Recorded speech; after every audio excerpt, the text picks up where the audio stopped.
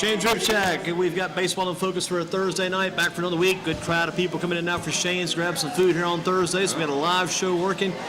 Good night to be back inside Shane's. Wyatt Smith is with us from the North Carolina Baseball Academy. We don't have very many Wyatts in that often. Had a Wyatt in last show. He did have Wyatt Marini for Northeast Guilford. The kid I saw that. The operation had the cancer study done. He's okay. Right. Got Wyatt Smith with us now with the North Carolina Baseball Academy. Wyatt, tell us what your responsibilities are. What do you do at this baseball academy? Really, I'm doing some front desk stuff for Scott right now. Going to be, once the grass starts growing, be taking care of his fields out there. He's got a lot of top quality fields out there. Three top quality fields. Okay. And then we just got done rebuilding 8 mounds. Wow. For the for the instruction season, and then for our guys, once they get done with school ball, they're going to be a Golden Spikes program. Going to be winding up, starting back up. So. And you got the fields. Do you use those fields just for training, or you guys have tournaments, any games on those regulation fields, or just training fields? They're regulation fields, but there's not any games that are played on there. We're just using them for our training for the travel teams. You got some good travel teams. What, do they still call those guys the Golden Spikes? Well, the Golden Spikes is the high school, college prospect guys, and then there's the baseball academy 14. I think we got a 14, a 12, and an 11 and under this year out there from the baseball, sponsored by the baseball good group academy. Of kids, and some of the kids that you're going to go around and keep up with for the website. Some of those kids actually came through your programs over the past couple of years. Right. Yeah. There's some guys that are playing out there for the Golden Spikes that I saw actually the other night out last Friday night, and probably going to see some more this Friday tomorrow night. During the season, how often do they come in? They don't come in very often during the season because they're so busy with games, right? Well, you'd be surprised. A lot of guys, come in and hit pretty regularly, and then Might depend on the weather sometimes too, right? Right. Yeah, definitely. When the weather's bad, they definitely come in. But to throw maybe a little more in the off season, try to maybe if they have a bad start, they want to come back, get back in with Scott. Let him take a look at them, get things right. But during the season, they usually try to keep their arms strong for the games. How about this kid Sanders Cuxhausen? Remember Cuxhausen a couple years ago out of Northwest? I do. Yeah, good kid. Yes. Good kid. Now, you actually came through part of the Northwest program too, right? I did. I played 2 years at Northwest. After my dad actually died when I was pretty young. I lost him about 3 weeks before my 15th birthday, and that kind of, he was a really big part of my baseball deal, and that was a big loss for me, and I kind of stepped away from baseball after I lost him. It was hard. So baseball is a big part of your life then. Now baseball has kind of become a big part of your life now again. Kind of help you get back on track, get on course. It is, yeah, and I appreciate the opportunity that you've given me to get back on track. It's been a great thing to be able to get back on track with it here. Try to get my foot back in the door a couple of places. Obviously that's a good thing with baseball Scott too. Academy. Yeah. Over at the baseball academy, that's somewhere a great place to get your foot in the door. A lot of good contacts over there, yeah. That's right. Now, you got Scott Bankhead, who's got the Reedsville High School connection. He's got the North Carolina Tar Heel Baseball College connection. He's got the Seattle Mariners. I think I was one of his professional teams. Now, who are some other coaches over there? Any other guys we know of? There's a guy, Justin Tubb. I don't know if you know Justin Tubb. He went to Radford University. He was and then coached at Radford. The assistant director is Jeff Guerreri. He was a Greensboro College guy all 4 years. He came out of West Forsyth, I believe. Okay. And then the other guy doing lessons over there is Mike Whitten. He's been over there with Scott pretty much the entire time. He was 4 years standout at ECU and then in the Marlins organization. Mm-hmm. Now, did you train with Scott any before you went to work for him now, back when you were in high school playing ball? Did you train over there some? Oh, yeah, definitely. My dad actually coached the first 14 and under team that we had. Scott started his program in 2002. My dad coached the first 14 and under team that he had, and I actually trained with Mike Whitten and Scott back then in my days, and so, to get my foot back in the door with Scott, that's kind of how I kind of got my foot back in the door over there. It's kind of come in full cycle then, huh? Right, it has. It's been great. Did you know Scott before you went over? I'm thinking about Scott. I'm going back just trying to do a little That's about Wyatt Smith joining us tonight, but also Scott, since he's got the academy. Right. Was he located anywhere before he ended up on Pleasant Ridge Road? Was he ever in Asheboro, a place like that? Never? No, he lives in Asheboro. I knew there was an Asheboro connection. I knew that. Yep. Yes. Yep, so he lives in Asheboro, but no, he's been out there on Pleasant Ridge Road. That's where he started everything at, yeah. Yep. And brought that Tar Heel name with him when he came there. That's right, he did.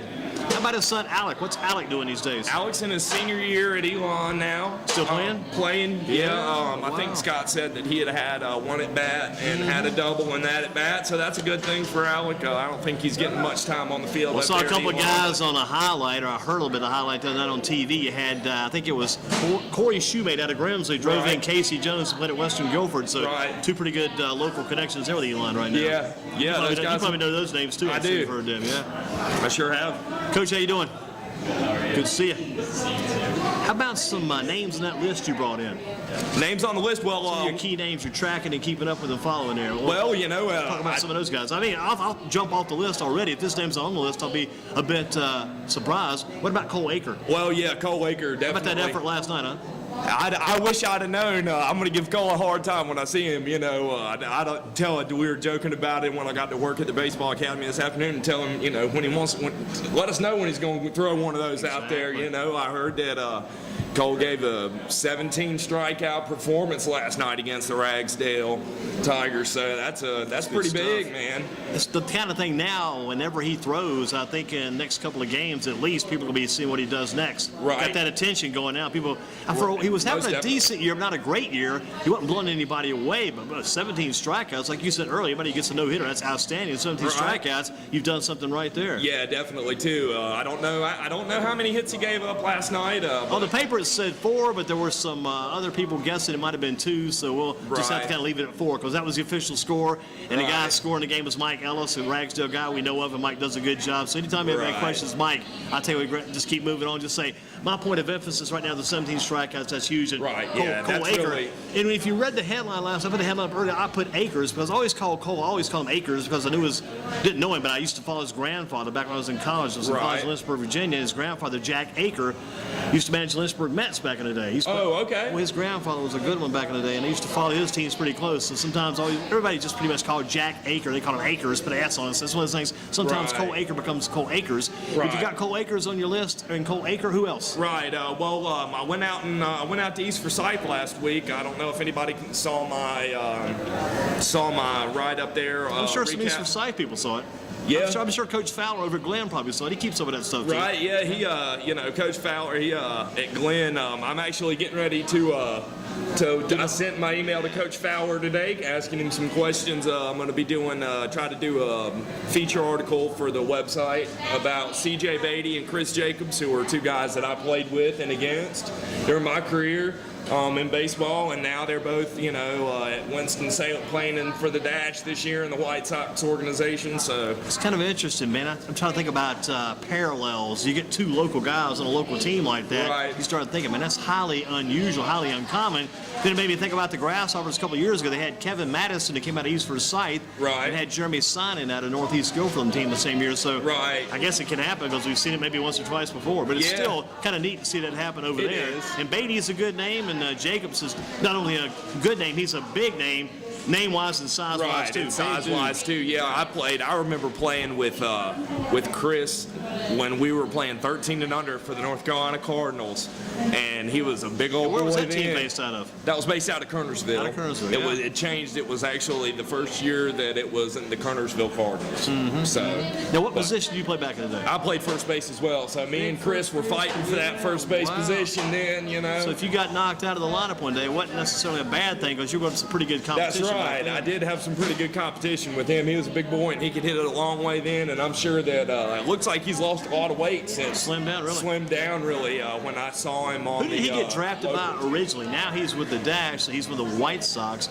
I thought one time he might have been with the Dodgers back then. Right, I think that he did end up with getting drafted by the Dodgers and end up in the Dodgers organization. So have you connected with Coach Amjad? Have you heard anything out of him? I haven't tried to connect with him yet, but I am gonna try to get a thing writing for him on that article, so. He's a good one, too. Who's some Yeah. other names on your list of names there? Well, we were just talking about, I was just talking about, this is just my recap the other night, last week from East Forsyth, where... I guess the key thing back again was your pitcher who threw so well. Right, Brody Lawson. Brody Lawson threw a shutout, complete game shutout, gave up 5 hits, and only walked 1. To me, I'm gonna tell you what, I'm a control guy.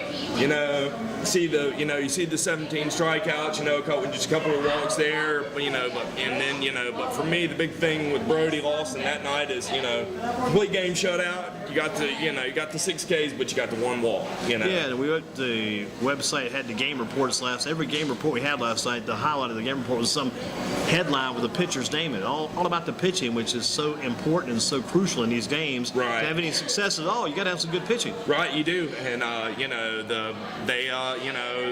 that's what Coach Gann said after the game the other night. They had another low-scoring game against Ragsdale. 2-0 last Friday, 2-0 last night, right? Right, yeah. So, Coach Gann said that they're battling themselves at the plate right now. That was what he was saying, and they had the good teams get through that, and they keep going. Who else impressed you other than Lawson from East Forsyth that night? Well, another guy that's actually in our program, Landon Mitchell at the Baseball Academy. He's on our Golden Spikes team. He got an RBI double in that game, and then we had Matt Haley. Matt went 2 for 2 at the plate with the other RBI for the Eagles that night. So, but Landon's in our program, Golden Spikes program over at the Baseball Academy. So, and the guys on Northwest, guys like the Malone kid, Hunter Malone, and right. Is it a Gravely kid on that team as well? Yeah, it says Garvey. Garvey, yeah. Right, yeah. Yeah, I know. I've seen that guy a couple of times. Every time I see that Hunter Malone kid pitch, he wins. Right. I've seen him 3 times. Wins every game. I don't know what it is. Well, he must. He hears that he's going to be calling you to ask you to come out to the game so you get him win. The crazy thing about it is I'd never heard him before this year. Right. I mean, he was with the program, I'm sure, but it's kind of a lesser known name. Right. We'd heard of Cole Akers. We'd heard of also Shoemaker behind the plate. Knew about the Shoemaker brothers. Big talents there too. Yeah, Zach Shoemaker went 1 for 3 with a double out there for the Vikings the other night when I was out there watching them. Zach's looking pretty good this year, doing well. So. Got Mr. Edad Haddad in the house. There he is. We'll be checking in with us in a few minutes here. Good to see him on board. Got his meal card if he wants to grab his meal later too. Edad, you got your meal card here if you want to use your card. That's his Trump card, his meal card. So we get that involved. Wyatt Smith with us talking about all the baseball he works with. And again, that game, it's kind of neat too. That was the first game you covered, right? It was. It was the first game I covered. And a good one too. You got for first. You had a good game. That's what you like.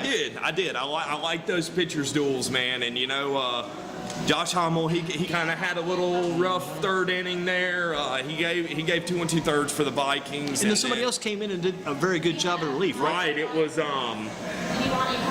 was Cameron. Cameron Whitson. Cameron Whitson. Whitson came in, yeah. Right. Cameron Whitson. He came in and shut him down.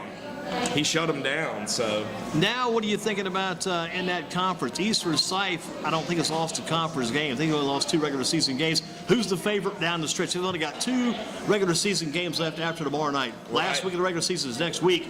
East Forsyth still the favorite. Anybody's going to try to catch them? Is that what it is? In my opinion, I think he's going to end up winning that conference. I think that anybody else is going to have a hard time coming back to win it. They had a two-game lead. I guess they still do have a 2-game lead in the conference. That's what they were talking. The coach was talking about over there. It's like it's Northwest is number 2, still hanging toe in the second spot. Yeah, but I tell you somebody else hanging toe too. Southwest. Southwest got to a slow start. Southwest has battled back. Right. I've been Southwest. proud of them. Those guys. They came out and hit at the Baseball Academy at the preseason this year. Who are any names you can throw at us right quick for them? Any names you think of? No. The name I've seen the most of, he's a pitcher, which I don't know anything about him. There's a lot of new guys in that team. There's a lot of guys graduate. Right. It's this guy. I think it's Liam Hales. The Hales. Hales. I think that he does. He's in our. I don't know whether he's in our program at the Golden Spikes but he does come out there for lessons and stuff. Really, the only thing that I really knew about Southwest was I saw John Gann. Sonny Gann's brother is helping them out over there. John will get a head job someday. I'm sure John keeps hanging in. Yeah, he's been hanging in for a while. Yeah, he has. Yeah, he was the assistant coach at Northwest when I was there, and that was in my senior year at Northwest. He was a good basketball man back in his time too. basketball and baseball. Right. John Gadd. Yeah, Very good so- player. How about these guys at Southwest that came through there and did pretty well, moved on? I think Esterlin Paulino. Remember Paulino? back in the Esterlin, day? I do remember Esterlin Paulino, and What about Brock Hudgens? Remember Hudgens? I do. Didn't they have a guy go to Carolina that came out of? That was Matt Orth who went to Carolina. Matt ended up Right. at GTCC. He's at GTCC now. Yeah, I saw Matt. He came out for a lesson at the He's baseball a tough academy. kid, tough kid, yeah. He came out for a lesson at the baseball academy probably about a month and a half ago. It's been a little bit now, but Matt. You got another kid out of there too, a big kid, left-hander Sean Gagan. Gagan's at Charlotte. Oh, right okay. now. So All right. they've had some talent, they've lost some talent. Got to give Coach Reed Holmes credit. Yeah. He's bringing the talent back again. Yeah, they are. If they're in third place in that conference, then they're. And the fact of the matter is, they look pretty good because they beat Northwest. Right, they do. Hey, that's a good thing. The younger brother coming out there, and the Gann boys at least. The younger brother coming out there, assistant coach, and they beat beating him. So. Let's give you a few more questions on our list of things for All Wyatt right. Smith Day 2. Mention again that first baseball team you played for. Was that the team that your dad coached back in the day? Well, the first travel team that I played for was actually that Cardinals team that I played on with Chris Cardinals. Jacobs. Yep, and then I played All Stars in and out of Bronco and Pony out here, in the city, and then. So you played, as they would say, you played all over the place. Right. Well, and then I ended up at the baseball academy. Actually ended up out at the South Wake Storm in the AAU, division. Then, when I played. That's the team kind of near Charlotte, right? South Wake County. South It was Wake, actually going Wake instead of South Lake. Gotcha. right. Gotcha, Yeah, gotcha. Fuquay Arena. Yeah, So- well, they've got some guys that still play against Dale Imes. You've heard of Dale Imes' team, the Cartersville Bulldogs. Right. That Fuquay Arena team still plays in that Connors, Virginia collegiate league in the summer. Right. Still involved there quite a few Right. guys. Are you playing any baseball at all now? I'm actually on a not the NABA but the MSBL, the men's league. So I'm gonna try to get out and throw a little bit. We got to get for you them. into NABA. Pisco, playing with Joey Pisco out there. So Yeah. I gotta get my stuff together before I go play in the NABA. I don't want to make a fool of myself out there. Enad's league's too good to walk on off of. He's going to talk to us in a few minutes about that league. That's a good league, though. You're familiar with it. You're well aware of that league. I know. Yes, I've been out and watched a couple games, and Enad's league is too good for a fat boy to walk on out of.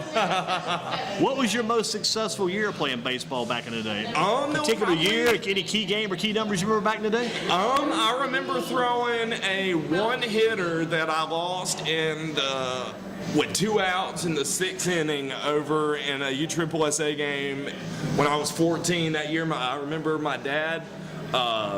He didn't even know that I had a no-hitter going, and we had to coax him into letting me stay Stay in that game, and that's right, that's right. Somebody had to say something about the no-hitter and lost it with 2 outs. So I blame that one hit on him. Wow. Still blame it on him today. That's the game you do remember, that one, then. I do remember that game, yeah, and I really had a great year on the mound that year, and then I remember pitching a couple of good games my freshman year at Northwest on the JV team over there, playing for Coach Keener. Coach Jim Keener, he was a character. Back in the day. Definitely a character to play for Coach Keener. So. What about the coach you learned the most from over the years? Who'd you learn the most from, your dad? Yeah, someone else? I really, I played the most from my dad, and I was around with my dad the most. But I really probably learned the most pitching from Scott. Yeah. It's hard not to learn a lot It's from the hard pro, not right? to learn a lot from Scott. Good Yeah, stuff, he's good stuff. he's a great guy. We talked about some of the key players you've been with over the years, Chris Jacobs and others, and guys you've worked with over the course of time. Right. What's the one thing you really try to teach these young kids you work with out there? What are you trying to impress upon them? What kind of impact you trying to give these kids? What are you trying to get these kids to learn? Well, I think the biggest thing is it's hard work and dedication, and you want to be able to make the grades and be able to go to these Division I schools, but just hard work and good sportsmanship over anything. I remember one thing that was impressed on me when I was young was, having a stone face out on the field. I remember watching Tom Glavine. You see these kids throwing about balls and strikes. Enad's over there smiling about that. But I remember watching Glavine as a kid. He always had a stone face on, and I think that that's something that I try to tell young kids is, to try to keep their stone face.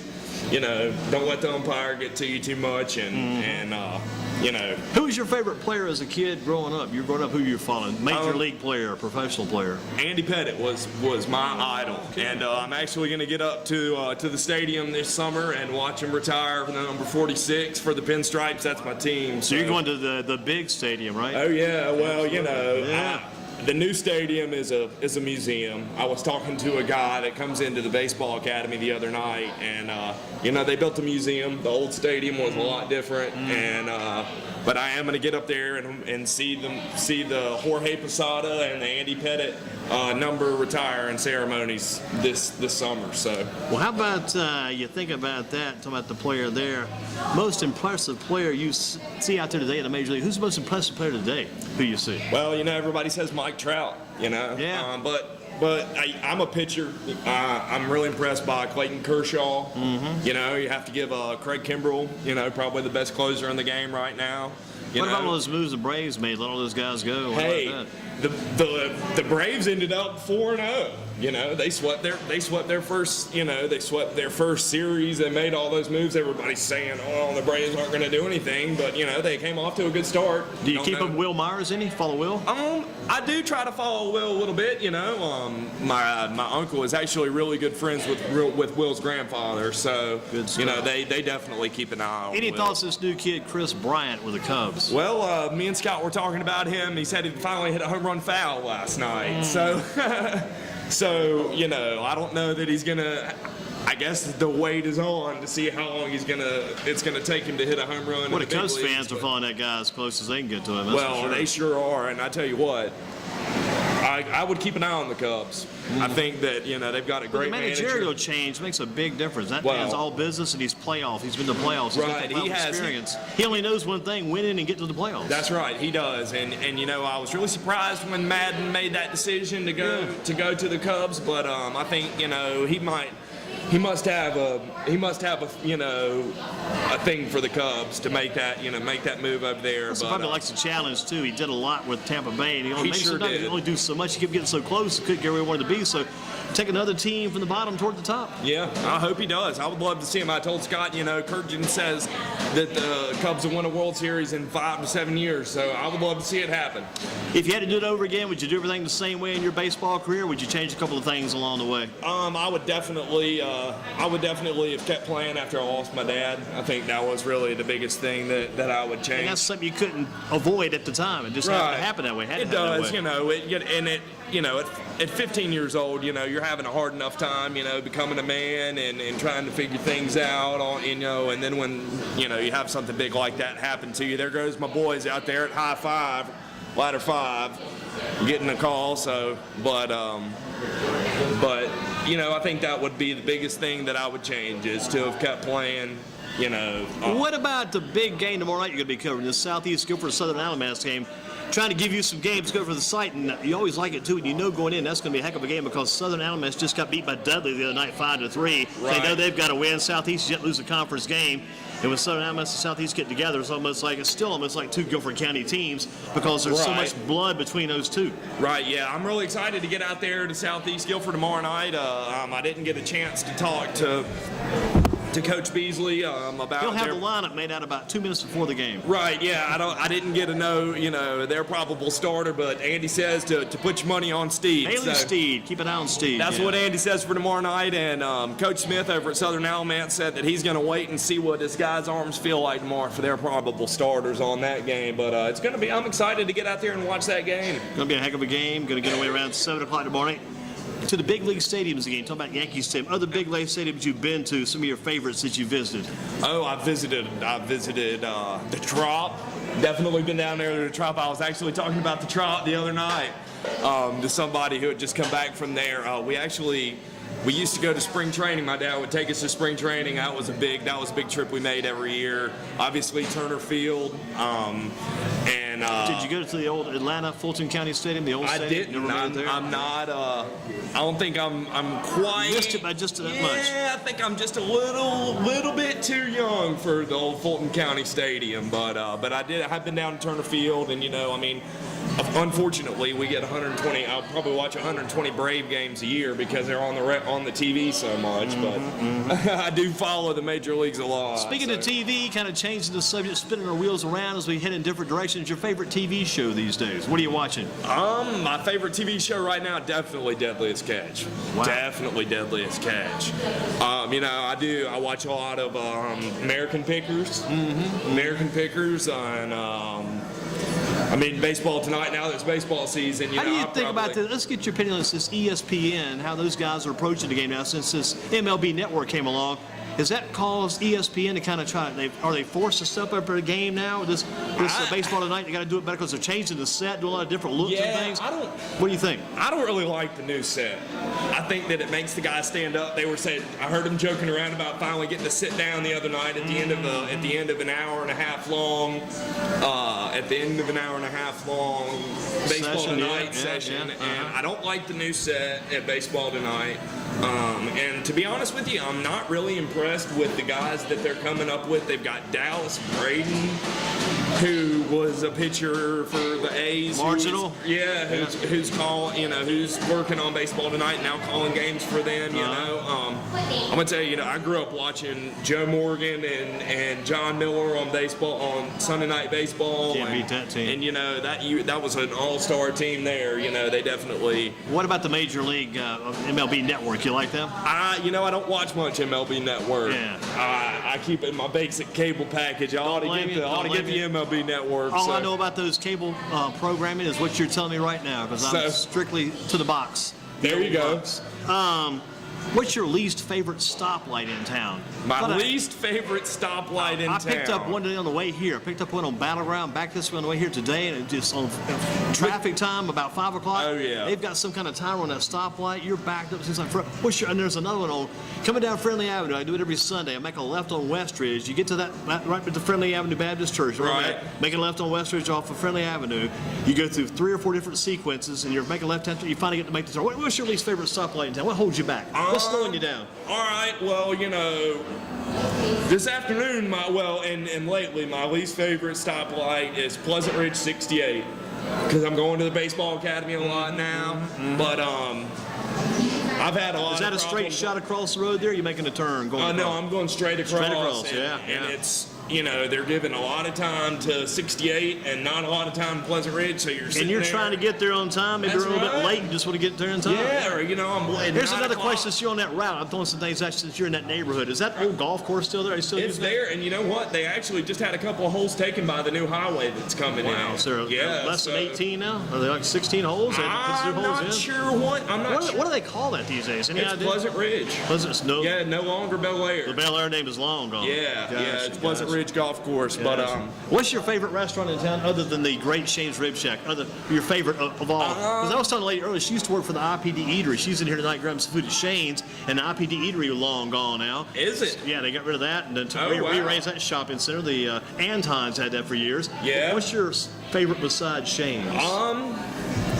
I would probably think that my favorite restaurant in Greensboro is probably the Stamey's Barbecue. Okay. Have to go with Stamey's Yum Yum hot dogs. That's a good one too. That's a good one down there. After a day game baseball downtown, a game like that, I always want to go to Stamey's. Sometimes I don't have time to do it because of the schedule. Boy, if you got time, because you just finished your game up, you're done with that for the day. You got that 2-hour, 21-minute game as opposed to the 3-hour and 30-minute game. There you go. 3-hour and 30 minutes day game. Just take those and please take them with you. Take them anyway and drop them off the edge of the earth. Yeah, but you get no kidding. The Yum Yum's good. You mentioned Stamey's is good. Yeah. And it's not going to be hard to beat Shane's. Shane's is outstanding. Yeah, Shane's is good. Love vegetables. Anytime you got great vegetables like Shane's has. Okra. Right. You got the okra, you got the mac and cheese, you got the green beans. Big fan of okra. Yeah, they've got Big fan of okra. I'm going to grab me some okra tonight. You got to love that. How about the item you spent the most on in the past month? Don't have to give us a price. An item you bought in the past month that you spent the most on. You know what, Andy? I got a PlayStation.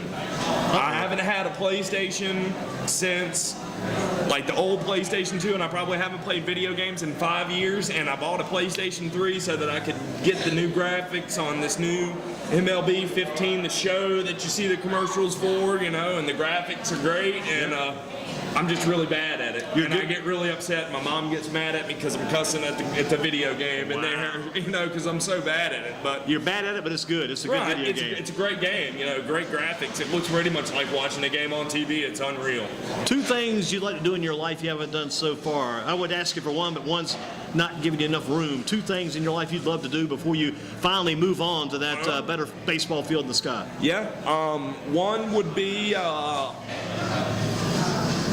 would be maybe do like broadcast a higher level game or cover a higher level baseball game, maybe, whether it's minor leagues or and work my way up to that. And another thing that I haven't done, I guess, have kids. Yeah, have a family one day. Yep, have a family so that I can raise some kids to play ball. Play baseball. Keep you active, too. That's right. The last question for you. Wyatt Smith from the North Carolina Baseball Academy, covering baseball for us now at GreensboroSports.com. Over the years, a person's done the most to help you get where you are today. It's have to be my mother. She's here supporting me tonight, and she's definitely done the most to help me get to where I am today. I definitely would not be anywhere near the person that I am today without my mother. You don't meet very many 26, almost 27-year-old people who say this, but my mom's probably my best friend, and she's definitely done the most to help me get to where I am today. That's without good. a doubt. You need to keep it just like that too. Yep. Because sometimes your mom believes in you. You don't even realize how much they believe in you until you get older. You say, "Gosh, that was the time your mom. You could do all those. You were doing a lot of good things. You're having some success, but your mom believed you the whole time. Right. And she expected you to do the same because she had helped get you there. Right. Yeah. It was big. I got a text message from my mom the other night after I had done this recap for you, and it was big. My mom was a journalist. You mentioned News and Record, News and Observer. Yeah, News and Observer. She did spend a lot of years writing for newspapers, and she sent me a text message, and that she was proud that I had been, it made her really proud that I was published. That's good stuff. And it really tugged on my heartstrings, man.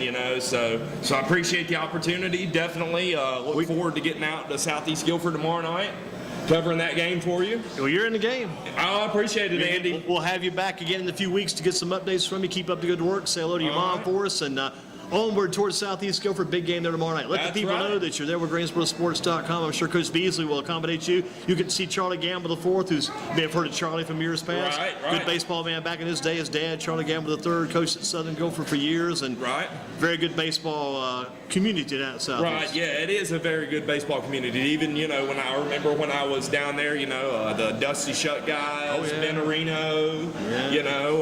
Who else? Clint Moore. Clint Moore. There you go. There's a good Southeast name. And Lester Rivenbark. There's one more good Southeast name for you from my era. Good stuff. Well, thanks for being here. Thanks for having me. Did a good job. Keep up the good work. Look forward to the article on Friday.